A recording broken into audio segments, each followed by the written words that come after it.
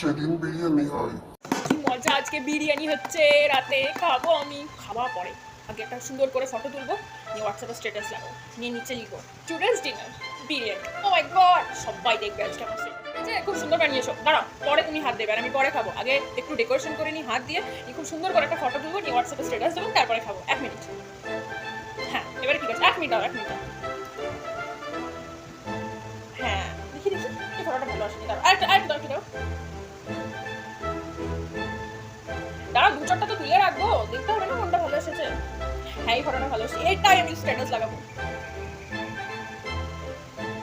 Today's dinner. কাঁটা চামচের ইমোজিগুলো কোথায়? চলে গেছে।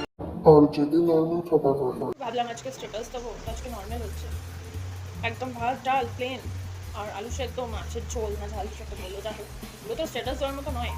মাকে একদিন ফ্রাইড রাইস আর চিলি চিকেন করতে বলবো, সেদিন স্ট্যাটাস দেবো। সকালে বলবো, তাহলে কি লিখবো? Today's lunch. সেদিনকে সবাই দেখবে, কারণ কম্বিনেশনটা দারুণ। এই ভিডিওটা তাদের উদ্দেশ্যেই বানালাম, যাদের বাড়িতে কখনো কিছু কোনোদিন ভালো হলে, চিকেন হলে কি মাটন হলে কি বিরিয়ানি হলে কি চিলি চিকেন হলে যেটাই হোক, সাথে সাথে একটা ফটো তুলবে, নিয়ে স্ট্যাটাস লাগিয়ে দেবে, একটু সুন্দর করে ডেকোরেশন করে নিচে লিখবে টুডেজ লাঞ্চ বা টুডেজ ডিনার যখনই হোক।